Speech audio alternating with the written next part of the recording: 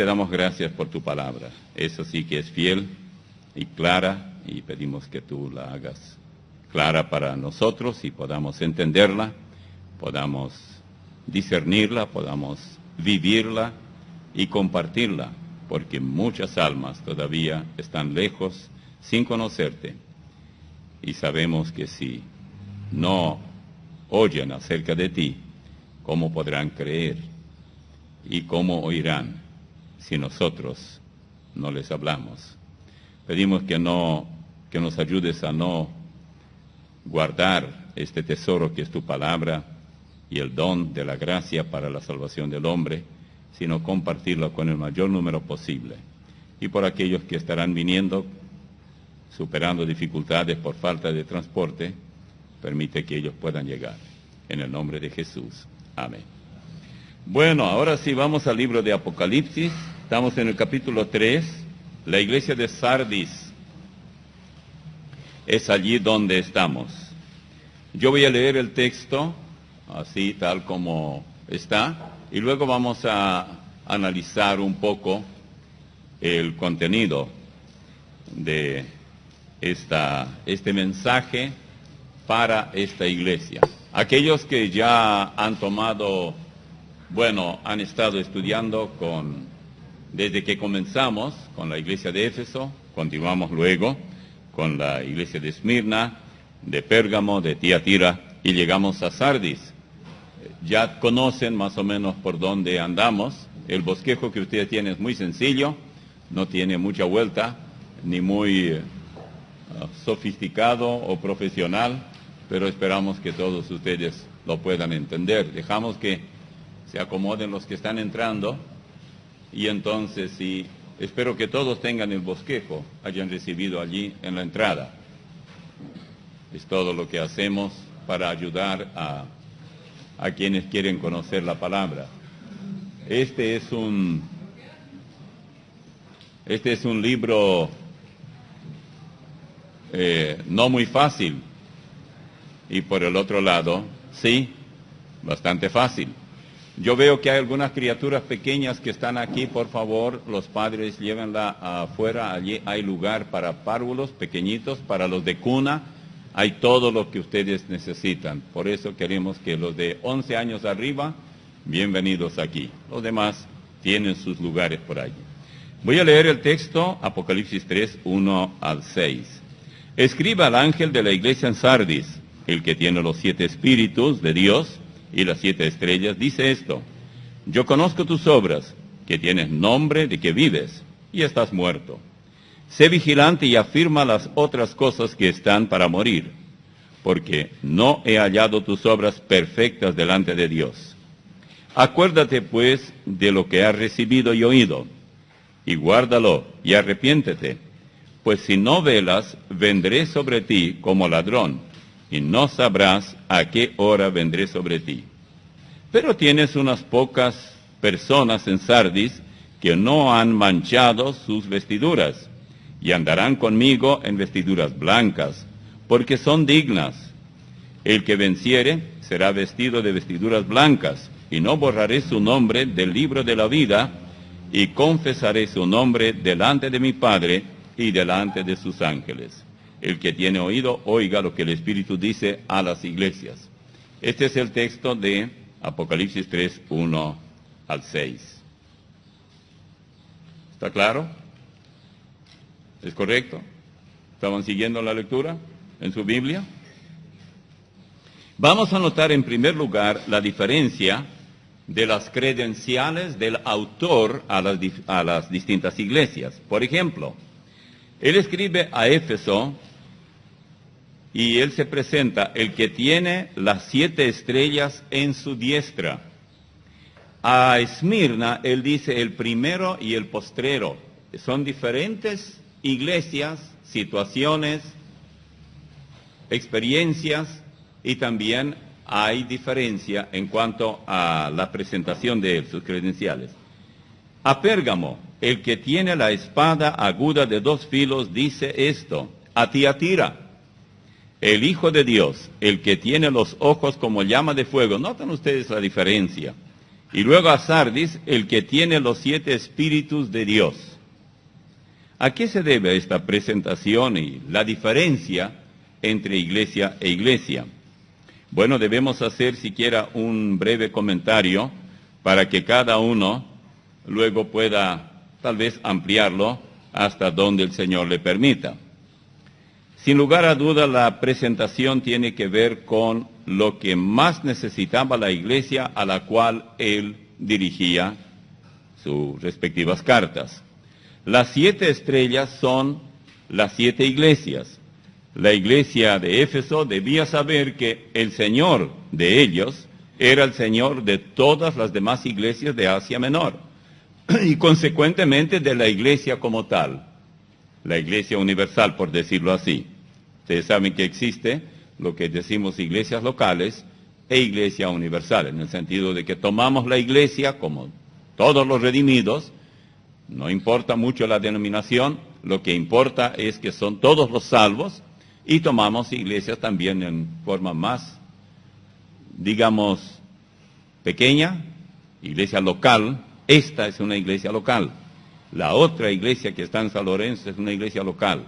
Y otra tantas iglesias son iglesias locales.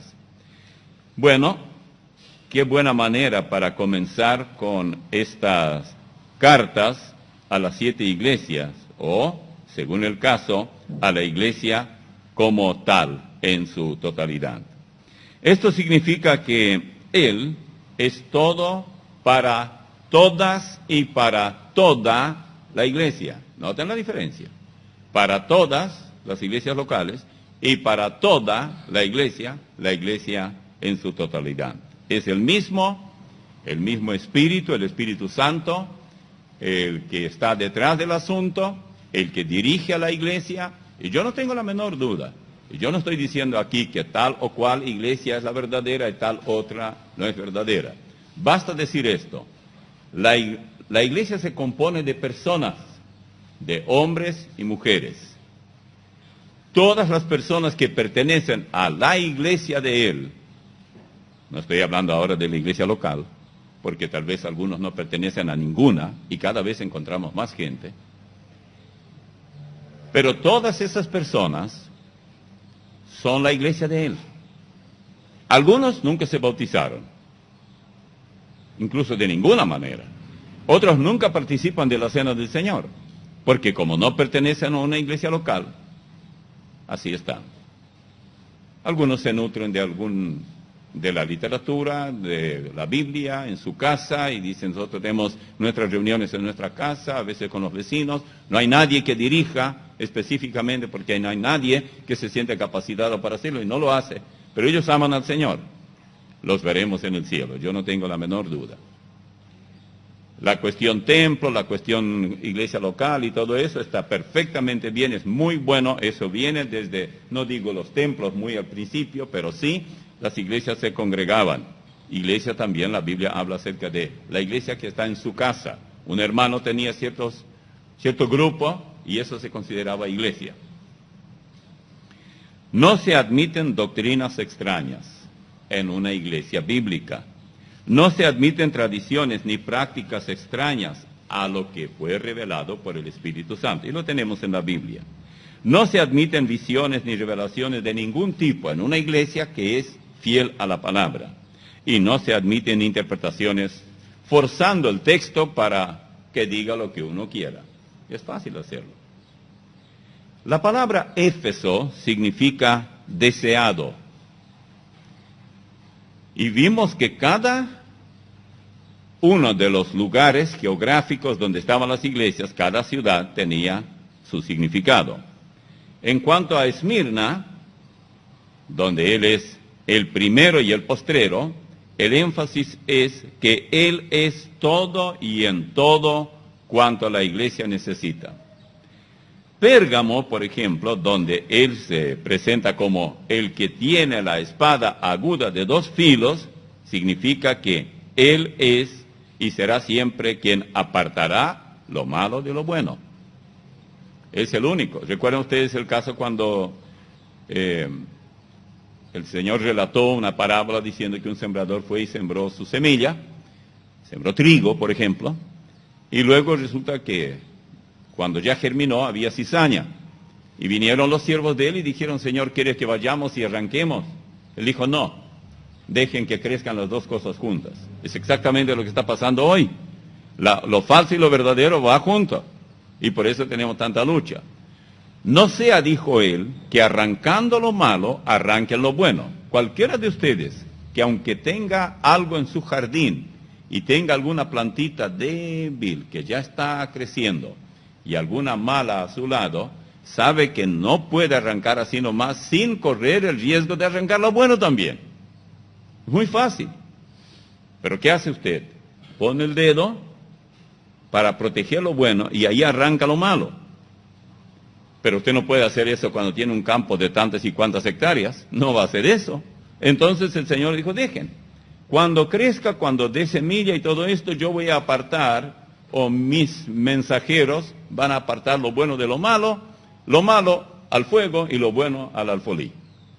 Así es como hoy, hermanos, la iglesia está creciendo. En medio de tanto bueno que hay, predicándose la palabra y todo, también hay mucha falsedad, que tiene lo suficiente de Biblia como para engañar a cualquiera, y muchos son engañados. Y el Señor dice, ustedes no tomen medida para arrancar esto o lo otro, dejen que crezca.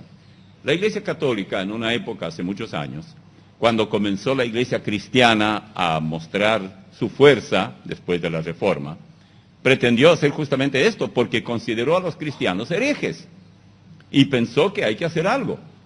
Y ahí vino el periodo de una gran persecución, donde muchos fueron muertos. Ustedes no tienen más que leer un pequeño libro, Babilonia, Misterio Religioso. Ese libro lo teníamos aquí. Hay otros libros, como Los Mártires, mucho más grande, La mujer que cabalga la bestia, de Dave Hunt.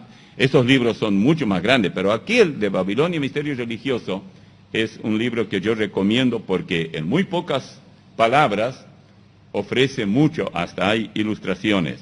No funcionó. Y ahora sigue. La iglesia verdadera sigue su curso, nada la detuvo, pero también la falsa no solamente sigue, sino que muchos otros grupos se levantaron que pretenden ser ni lo uno ni lo otro, pero al no ser de Cristo, ¿de quién es? ¿Y cómo medimos qué es y qué no es de Cristo? Bueno, mediante la palabra de Dios. Tiatira, donde él dice, el Hijo de Dios, el que tiene los ojos como llama de fuego. Aquí sí que está fuerte esto, ¿no? ¿Cómo puede tener los ojos como llama de fuego? Bueno, el fuego quema. Y él, con su mirada, quema toda corrupción y toda hipocresía en nuestra vida. Yo recomendaría que ustedes comparen esto con lo que dice en 1 Corintios 3:15, cuando dice, si la obra de alguno se quemare, él sufrirá pérdida, si bien él mismo se salvará, mas así como por fuego. Será ante el tribunal de Cristo. Esto va a ocurrir. Todos nosotros compareceremos para que cada uno dé cuenta de lo que ha hecho. Y aquello que hicimos en la carne, sin contar con su aprobación, simplemente se quema. En algunos casos se va a quemar el 50%. El 50% queda. Bueno, todavía está muy bien. En otro caso el 95 o el 99% se quema. Y 1%, 2% o 5% se queda. Esta va a ser su penetrante mirada. Por eso usa estos términos. A veces yo pienso, este no es el tema ahora, la cuestión infierno. Y algunos dicen, bueno, ¿cómo es posible que el fuego, que esto, que lo otro? Y Jesús sufrió por nosotros el infierno. No estamos diciendo que Jesús fue al infierno, yo no estoy diciendo esto. Pero sí que Él sufrió el infierno por nosotros. ¿En qué momento? Cuando Él dijo, Padre mío, ¿por qué me has abandonado? Supóngase esto, que el infierno no es fuego, solo suponga. La Biblia dice que es, pero supongamos que no es. Hay muchos que discuten que no es, que es una alegoría que se presenta como una metáfora, pero que no hay que tomarlo literalmente como fuego, fuego. Bueno, cuando se necesita una metáfora para explicar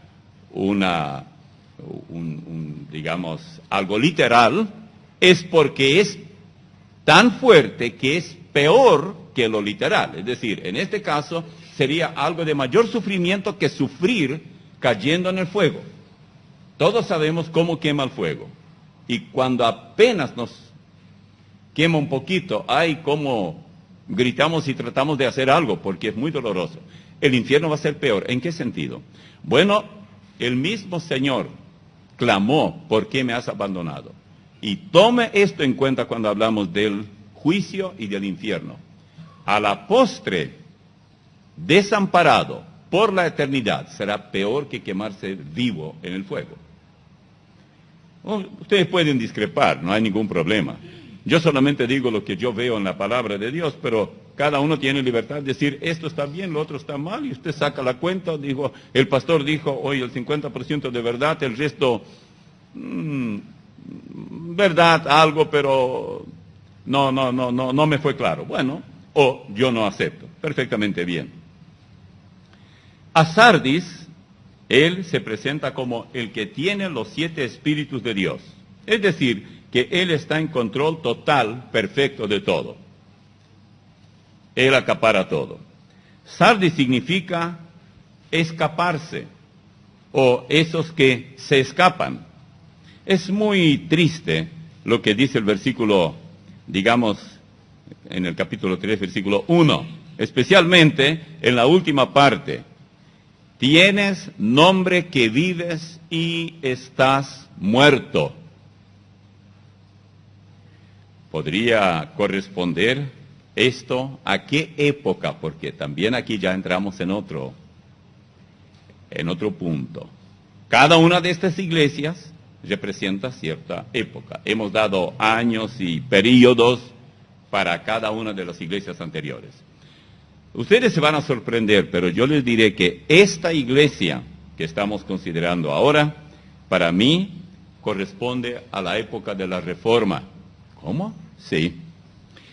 Es muy triste reconocer, pero la Reforma cristiana dejó mucho para reformar, que nunca se hizo. Y cuando uno hace un trabajo y no lo completa, es un problema. Por ejemplo, Martín Lutero mismo, él nunca abolió el bautismo infantil. Sí, él se prendió fielmente de la Escritura, es la palabra de Dios, y también salvo por la fe. Eso está muy bien. Pero muchas otras cosas quedaron. Al final de cuentas, un escritor dice, la iglesia resultó ser más luterana que cristiana. Porque parece que los que vinieron después no se fijaron mucho en la palabra que ahora ya estaba disponible, aunque muy perseguida, pero más bien se fiaron de lo que Lutero y luego otros también, reformadores con él, a quienes admiramos y ciertamente eran verdaderos héroes, pero yo creo que esta iglesia de Sardis puede estar en el periodo de la Reforma. Más o menos año 1450 y tanto, algo por ahí. En la época de Martín Lutero. Hasta esa época la Biblia era totalmente prohibida. Prácticamente no se la tenía más que en idioma alemán con el tiempo, porque ni siquiera eso, había solamente en hebreo, griego y latín, y de ahí prácticamente no pasaba. Pero rápidamente, gracias a hombres como Lutero y otros, la Biblia comenzó a propagarse. Vamos a hablar un poco acerca de la ciudad de Sardis. Vamos a hablar de algunos detalles. La ciudad, desde luego opulenta de Sardis, en ese momento estaba conformada por 2 secciones.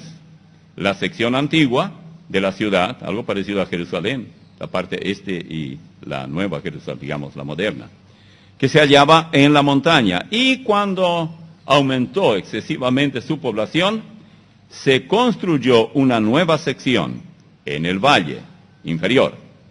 Fue a esta iglesia a la que el Señor Jesucristo le dijo que estaba muerta, y no hay peor cosa que una iglesia muerta. ¿Cuántos de ustedes conocieron? Yo recuerdo que había una iglesia allá en California, y mi hermano iba a esa iglesia. Era una iglesia bautista. Y un día me dijo que los visite allá. Yo fui. El templo era muy lindo, era más grande que este, muy confortable. Había más o menos 30 personas y todos muy mayores. Y después se me ocurrió, estuvimos hablando, y ¿sabes qué? Esa iglesia se parece a una mortuoria cuando muere una persona anciana, porque ahí solamente mayores van. Porque cuando muere un niño o un joven, especialmente un joven, van muchos jóvenes, porque era amigo, era parte de la camarada de ellos y todo eso. Pero cuando muere un anciano, la mayoría de los que van son mayores de 70, más o menos de mi edad para arriba. Y digo, tu iglesia se parece así a la mortuoria cuando murió una persona. Nada más, sí, ¿qué quieres que te diga? Cuando en la iglesia no hay niños y jóvenes, está camino a la muerte. Definitivamente. Decía una vez Moody, volvió, después estaba en Chicago, pastor allí, y hay mucha nieve allá en tiempo de invierno, así que muy poca gente vino. Y él volvió y le preguntó a la familia, alguien de la familia, ¿y qué tal? Y fue bien, hubo decisiones por Cristo. Él dijo, sí, 2,5. Entonces eran 2 adultos y un niño, no dice al revés. El medio era el anciano mayor y los 2 eran niños de más o menos 11, 12, 13 años, porque ellos tienen toda la vida por delante. Aquel ya consumió la mayor parte y le queda el último tirón. Como decía aquel México tejano, le decía a un misionero, hermano, ya estamos más para allá que para acá. Y claro, estaban más para allá que para acá, porque estaban más hacia México que se habían alejado ya del estado de Texas. Así, nosotros también, los que somos mayores, acuérdense, hermano, estamos más para allá que para acá. ¿Sí? Más hacia el cementerio. Así que uno tiene que ir pensando en esto también. Sardis, la ciudad capital del reino de Lidia, fue prominente en Asia Menor y todavía era muy próspera en la época apostólica. No era una ciudad cualquiera, realmente, pero había muchas cosas buenas, tal como en la Reforma también. Pero había cosas que yo a veces cuando leo acerca de la Reforma pienso, ¿por qué no se hizo más? Cuando había tantas cosas. Con el tiempo sí, aparecieron muchas iglesias, muy especialmente los bautistas, cuando comenzó, porque todo esto, aunque los bautistas digan que vienen de Juan el Bautista, no dicen la verdad. Yo no digo que mienten, solamente digo que no dicen la verdad. ¿Y qué diferencia hay cuando uno miente o no dice la verdad? Bueno, es un poco filosófico esto. Pero no es cierto que vienen de Juan el Bautista. Lo que sí los bautistas, si ustedes leen la doctrina de la Iglesia Bautista, tal como está, hay algunos libros que yo recomendaría. Sí, pero los bautistas son, yo diría en teoría, no ya en la práctica, pero sí en teoría, que ostentan doctrinas verdaderamente bíblicas. A mi juicio, yo no estoy metiendo esto en cada uno de ustedes. Yo leo la Biblia y digo, ¿cuál de las denominaciones, aunque no sea más que en teoría, sigue las doctrinas bíblicas? Yo diría que los bautistas están dentro de eso. Podríamos hablar mucho de denominaciones, pero eso no es el caso. Por eso los llamados anabautistas, palabra que viene de rebautizar, esto comenzó porque, ¿qué pasó? Yo soy uno de ellos. Cuando bebé me bautizaron mis padres, porque no conocían el Evangelio. Pero cuando yo ya tuve 15 o 16 años, yo me entregué al Señor y fui bautizado de nuevo, rebautizado. Ahora, durante un tiempo era así, porque muchos de aquellos que conocieron al Señor, después de la Reforma, ya que estamos en esto ahora, porque ese es el periodo que probablemente corresponde a Sardis, no estoy dogmatizando esto. Ellos fueron rebautizados hasta que pasó alguna generación, 1 o 2 o 3, y ya con el tiempo ya eran solamente bautizados. Porque muchos de aquellos que hoy son miembros de alguna iglesia cristiana verdadera, no fueron bautizados cuando bebés, porque sus padres ya habían conocido el Evangelio, y naturalmente no lo hicieron.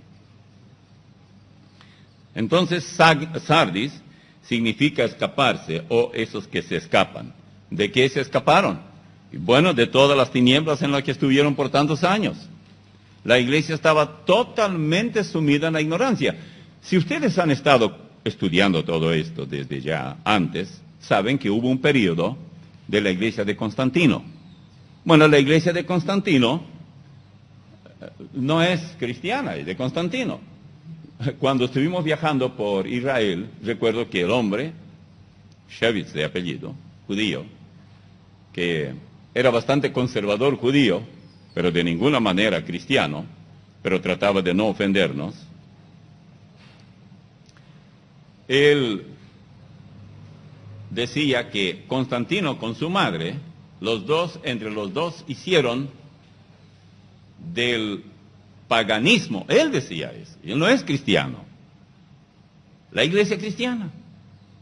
Esa es la razón por qué cuando la gente habla, por ejemplo, incluso los gobernantes judíos hoy, y hablan que los cristianos han hecho mucho daño a ellos, se equivocan porque colocan a todos en una misma bolsa.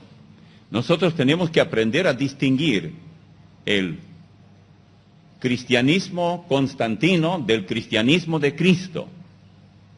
Hay una gran diferencia, marcada diferencia entre ambos. ¿Qué hizo Constantino? Bueno, él era muy astuto y gracias a su madre peor todavía. Cuando él se dio cuenta que cada vez había más cristianos, no existía nada de católico. Quizás católicos sí, pero no romano, porque católico es universal. La iglesia es universal y lo fue siempre, pero no romana, sino cristiana. Ahí está la diferencia. Entonces, ¿qué ocurría? Él pensó y dijo, si yo sigo tirando gente, familias enteras, a los hambrientos animales feroces y todo lo que estaba haciendo, la gente al final se va a volver en contra nuestro, porque muchos de los seguidores de la religión pagana, que era la religión babilónica que imperaba en el Imperio Romano, entonces se van a oponer, se van a levantar contra mi imperio. Vamos a hacer una cosa, por decreto, voy a firmar un decreto que diga que el imperio es indistintamente cristiano también ahora. No necesariamente, o sea, hay libertad de culto. Tanto es así que los cristianos aparecían como los primeros en el imperio, y luego cualquier otra religión que alguien quiere practicar. ¿Qué pasó? Un autor que escribió un libro dice, en poco tiempo los templos paganos que existían se llenaron de sacerdotes importados en su doctrina, eran romanos, pero en su doctrina, del paganismo babilónico. No tenían la menor idea, nunca fueron salvos, nunca supieron de Cristo, nunca, pero ya eran líderes. Y se metieron allí. Entonces, claro, así es como la iglesia se corrompió. ¿Y qué pasó con la iglesia verdadera? Bueno, algunos dijeron, alabado sea Dios, gracias Dios que ya ahora tenemos libertad, ya no tenemos que temer que nos van a llevar a los leones o a los animales por ahí para que nos descuarticen y todo eso, ya no vamos a la cárcel, ya. Bueno, dieron gracias a Dios, porque para ellos era un gran éxito. Y otros hicieron lo contrario. Hasta ahora la iglesia subterránea rusa, así se llama subterránea, no es que están bajo tierra, pero son los que se reúnen clandestinamente, no aceptan que el comunismo ha caído.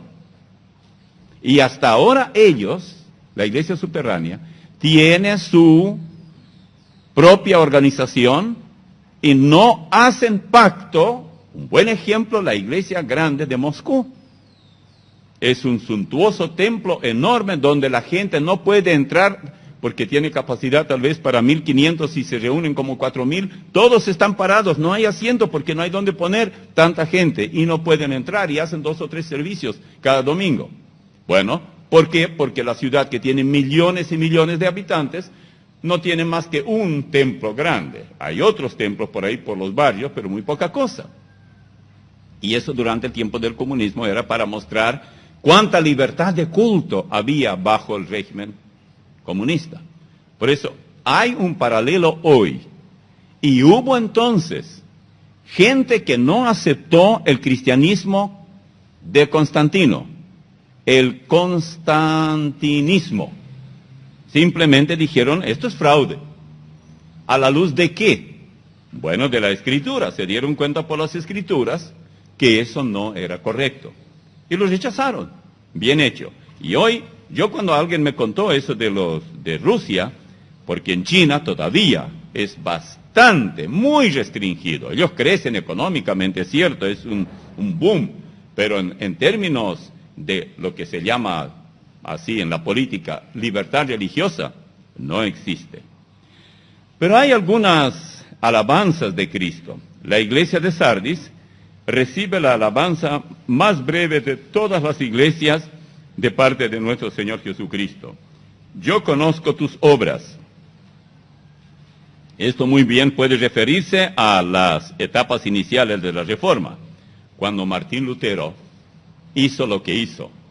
Y ustedes ya saben cómo ocurrió todo esto, cuando se vendían las indulgencias, había un tal Tetzel ahí en Alemania, y Martín Lutero pensando que el Vaticano nada de esto sabía, y no sabían que era el comisionado del Vaticano. Que tienes nombre, probablemente se refiere al hecho que la Iglesia de la Reforma tenía reputación de ser fiel a Cristo, particularmente en los primeros días del movimiento. De que vives, nombre de que vives, pero parece que faltó mucho por hacer. Por eso decimos, yo no soy el único, hay también otros comentaristas que colocan la iglesia de Sardis a la altura de la Reforma cristiana. Luego hay condenación. Estás muerto.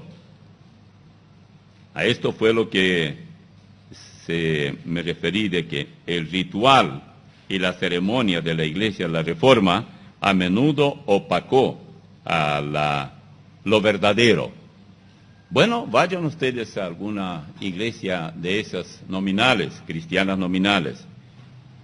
Una vez nos tocó con la familia estar en una iglesia, era una iglesia creo presbiteriana, ahora hay diferentes clases de presbiterianos, igual como bautistas. Bautistas hay como 30 clases por lo menos, diferentes. Bueno, están sí, hay por lo menos, están los bauticostales, están los bautistas del séptimo día, están los bautistas de la convención, los bautistas independientes, los bautistas libres, los bautistas fundamentales, hay de todo para elegir. Bueno, esto ocurre naturalmente en muchas denominaciones. Tuvimos allí, era un lugar así salimos de vacaciones. Y el domingo digo, vamos a una iglesia, ahí dice, ahí está el letrero y dice. Era muy interesante, yo no me acostumbro a eso, todo era ceremonia. Estaban todos sentados, había poca gente, estaban sentados. Vino el ministro y todos se levantaron. Y había una hojita, uno llevaba esa hojita y seguía. Entonces el pastor decía algo y todos repetían, creo que era el Padre Nuestro, algo así. Después todos se sentaban, después todos se levantaban. Era buen ejercicio físico, pero espiritual no se recogió, no hubo mensaje, pero hubo una ceremonia bien estructurada. Y esto ocurre en muchas iglesias. Tienes nombre que vives y estás muerto. Cuando no se predica la palabra, entonces naturalmente la gente que viene para escuchar se decepciona.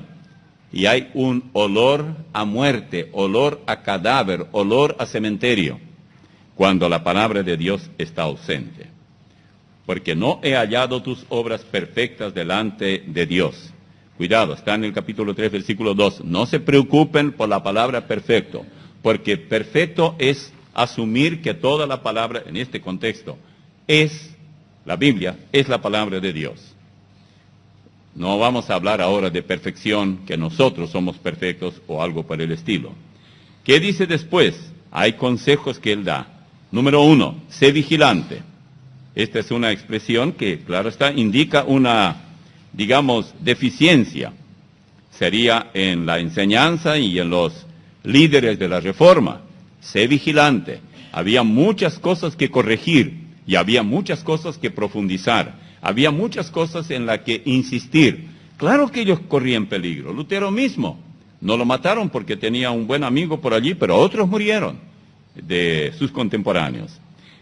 Segundo, afirma las otras cosas que están para morir, dice más adelante.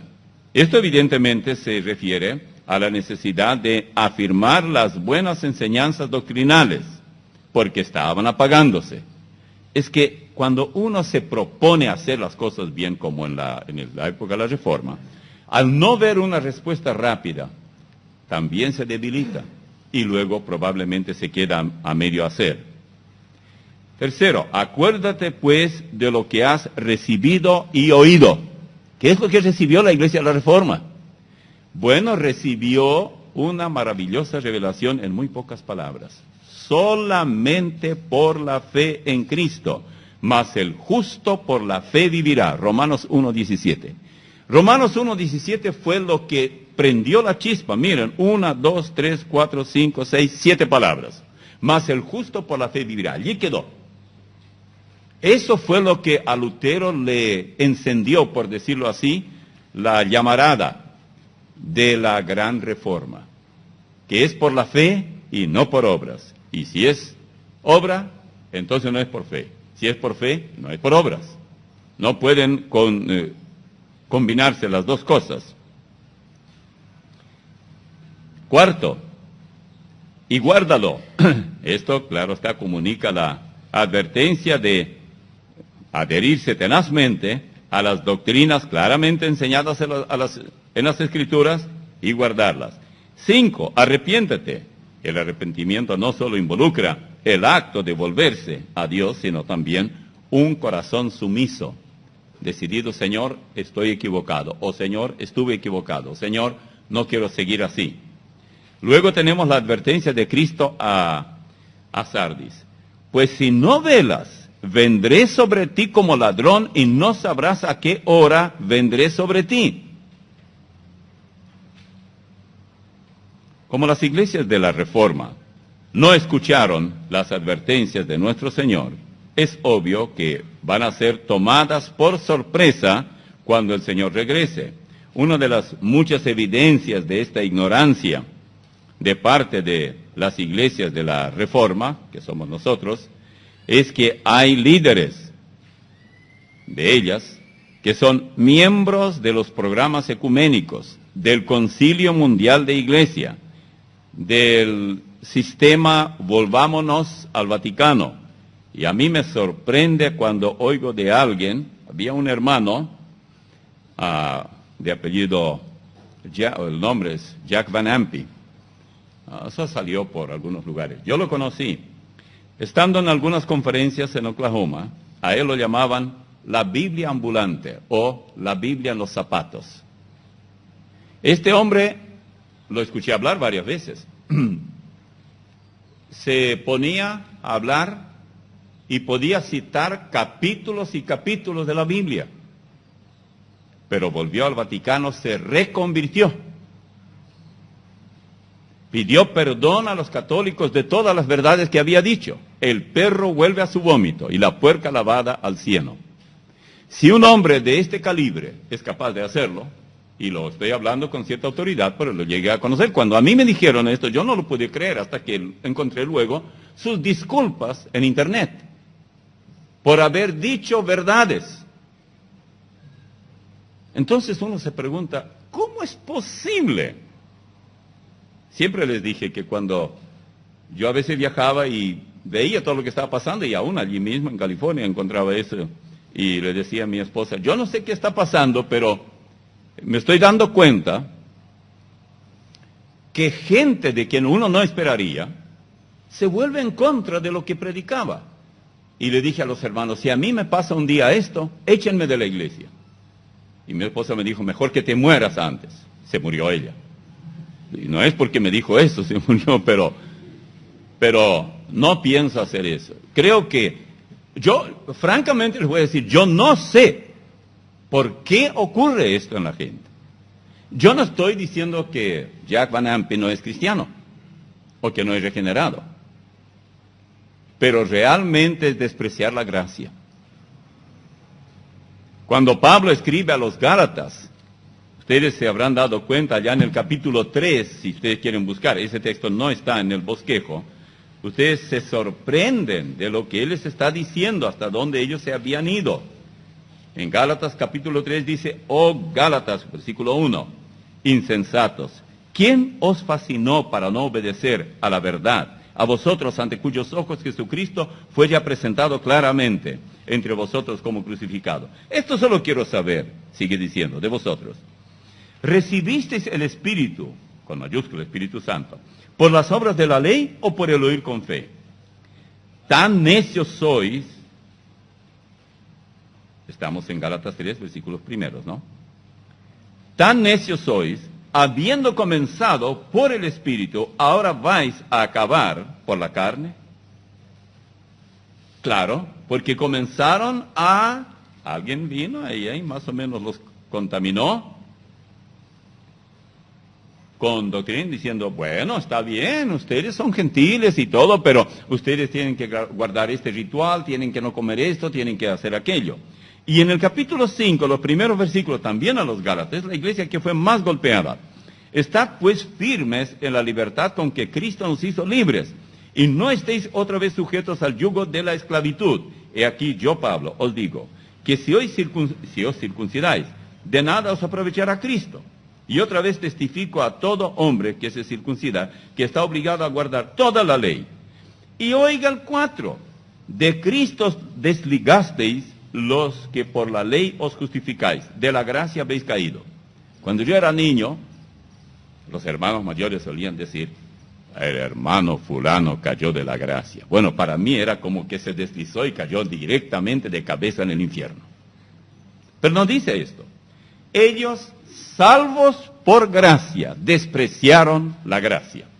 Es como decir, el Señor Jesús me salvó, pero yo no le voy a dar crédito. Él me salvó como entrega inicial. Ahora yo voy a trabajar para seguir salvándome. Porque si yo no sigo salvándome, entonces al final de cuentas, lo que Él hizo conmigo el poquito se acaba y estoy perdido. De la gracia, cuando una persona cae de la gracia, comienza a buscar obras, algo que le haga sentirse salvo. Óiganme, no caigan en este error. No pretendan sentirse, si se sienten salvos, no hay nada de malo. Después de todo, Romanos 8:1 dice, ahora pues ninguna condenación hay para los que están en Cristo Jesús, los que no andan conforme a la carne, más conforme al Espíritu. Y el 16 dice, el Espíritu mismo da testimonio a nuestro espíritu de que somos hijos de Dios. ¿Quién no quiere esto? Pero para poder aceptar vivir el 16, hay que vivir el 8. Cuando dice ninguna, da a entender claramente que hay más de una condenación. Cuando no andas conforme al Espíritu, sino conforme a la carne, siendo salvo, vives como mundano, salvos por gracia, pero vives como mundano, ¿qué ocurre?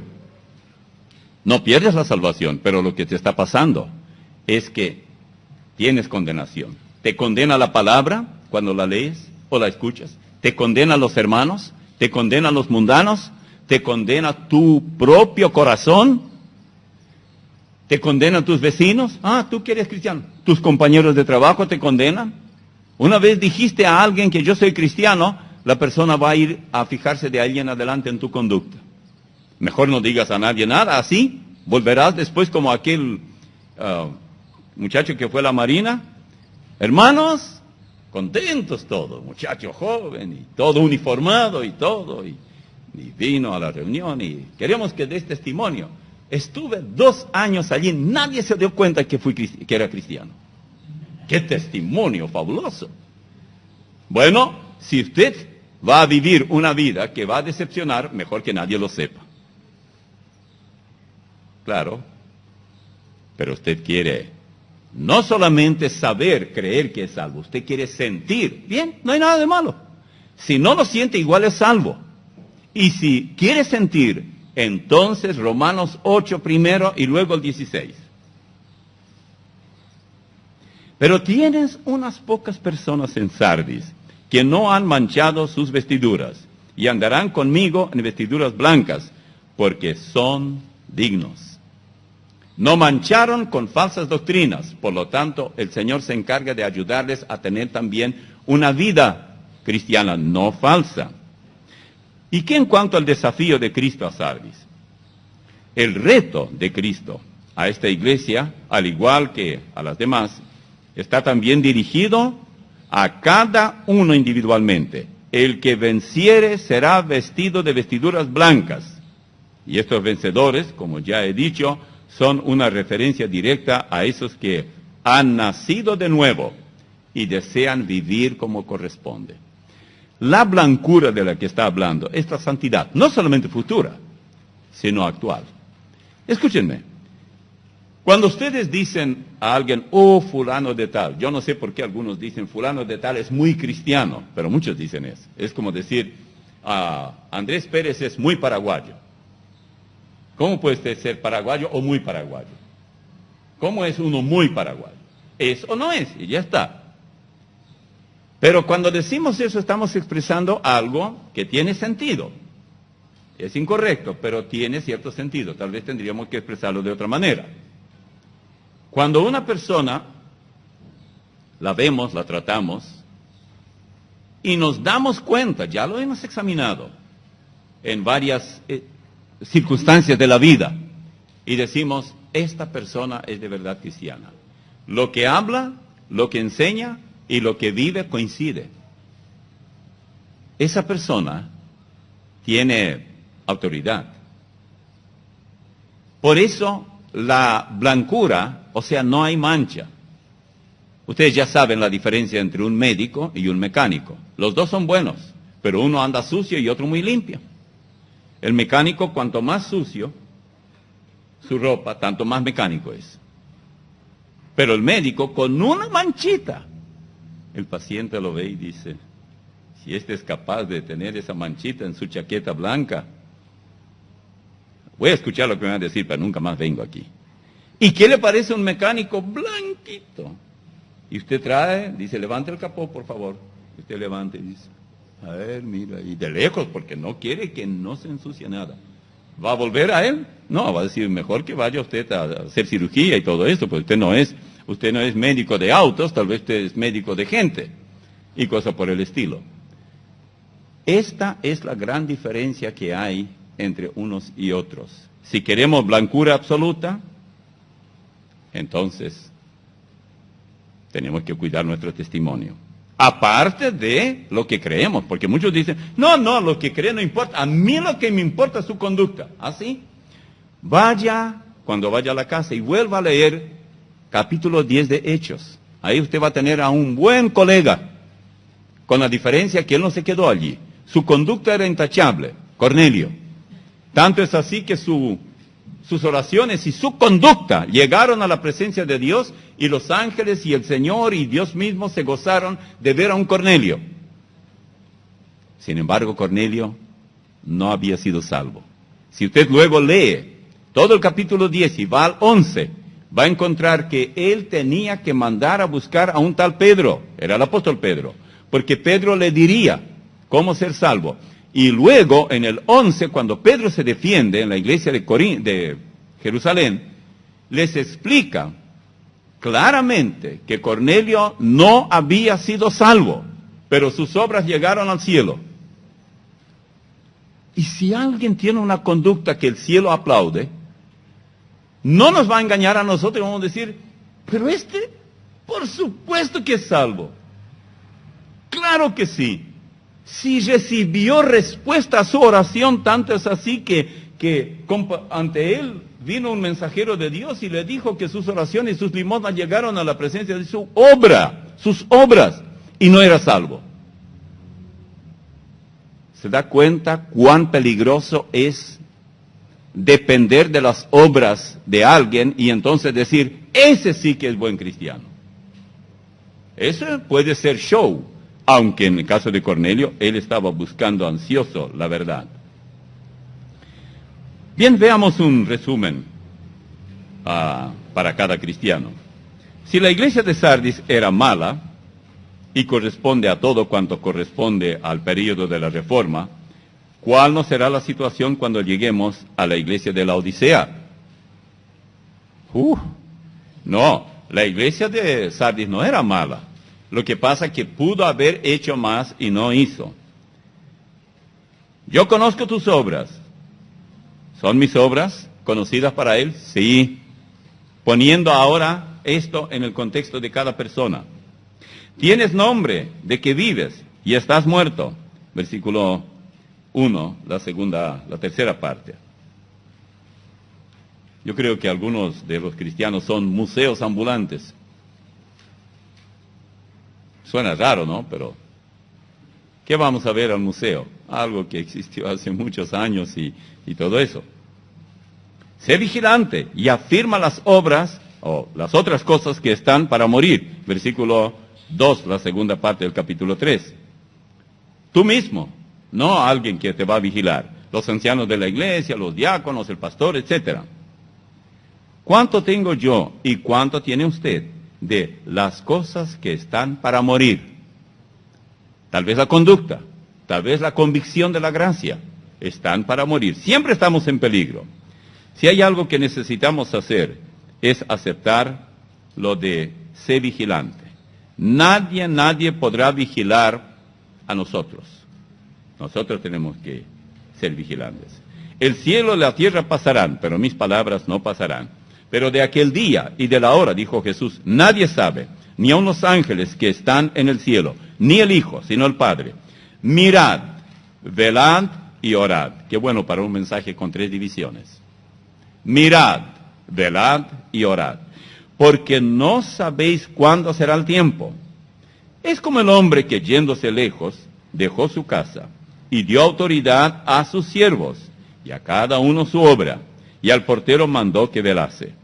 Velad pues, porque no sabéis cuándo vendrá el Señor de la casa, si al anochecer, o a la medianoche, o al canto del gallo, o a la mañana, para que cuando venga de repente no os halle durmiendo. Y lo que a vosotros digo, a todos lo digo, velad. Marcos 13, 31 al 37. Qué palabras tan oportunas para nuestra propia vida. Y aunque esta advertencia, el Señor, corresponde a los judíos de la época previa al regreso del Señor, no estoy hablando del rapto, es muy importante lo que a vosotros digo, a los judíos, a todos, a nosotros también. Velen. Ellos tenían que velar porque Él vendría en cualquier momento. Afirma las cosas que están para morir. ¿Cuáles son las cosas que están para morir? ¿No será mi interés en la lectura de la Biblia? ¿Cuánto tiempo hace que usted leyó la Biblia por última vez? Oh, perdone, hoy no traje, me olvidé, la leí hace 2 meses. ¿No será que perdí totalmente interés en la salvación de mi familia? Están por morir. ¿No será que me he cansado de esperar al Señor como que nunca va a regresar? ¿No será que mi fe se va extinguiendo como una vela poco a poco y yo estoy viviendo en una penumbra? Notemos bien, el mensaje de parte del Señor es personal. Somos nosotros, cada uno en particular, quienes debemos afirmar esas otras cosas que están por morir. Tus obras perfectas, porque no he hallado tus obras perfectas delante de Dios. En el versículo 2, la segunda parte. ¿Qué diría el Señor si examinara mi vida? ¿Cómo halló o hallaría Él mi vida delante de Dios? ¿Qué encontraría en mi conducta personal? Y hágase usted también esa pregunta. ¿Cuál sería la calificación que me daría como padre, esposo, hermano en la fe, comerciante, supervisor, empleado, bancario, maestro de niños, predicador, misionero, pastor, vecino, colega, lo que quiera? Él examina. Si el Señor tomara una balanza para pesar nuestra conducta, tal vez diría, pesada ha sido o pesado ha sido en balanza y fuiste hallado falto, Daniel 5:27. Parece que nuestra conducta puede ser pesada en la balanza de Dios, de alguna manera. Desde luego el Señor no necesita pesar, pero es una forma para que entendamos que no da el kilo completo. Ha sido hallada falsa. Sí, pretendemos que pesamos lo correcto, pero al pesar Él, porque Él no juzga igual como nosotros nos juzgamos, somos muy benévolos con nosotros, y también otros con nosotros son muy buenos. Nos admiran por lo que oyen de nosotros o ven, y es poco lo que saben de nosotros. Es como aquel pastor que recibió una visita de un hermano y le dijo: hermano, usted sabe que fulano de tal dijo esto y esto y esto, y mencionó varias cosas de usted. Y le dice el pastor: ¿solo esto dijo? Sí. La mayor parte él no sabe, hay mucho más. Y creo que cada uno de nosotros sabe mucho más de sí mismo que los demás de nosotros. A veces nos admiran y nosotros decimos: ojalá fuera cierto por lo menos 3% de lo que la persona dice de mí, de lo que las personas piensan de mí. Acuérdate pues de lo que has recibido y oído, y guárdalo, y arrepiéntete. Ustedes saben que el arrepentimiento es el primer paso para que una persona sea salva. Y el arrepentimiento es el primer paso para que una persona sea de verdad santa. Hay dos conceptos de santidad. Uno, que somos santos cuando el Señor nos separa, porque la palabra santo significa separación, nos separa de la condenación eterna, el día que creímos en Él.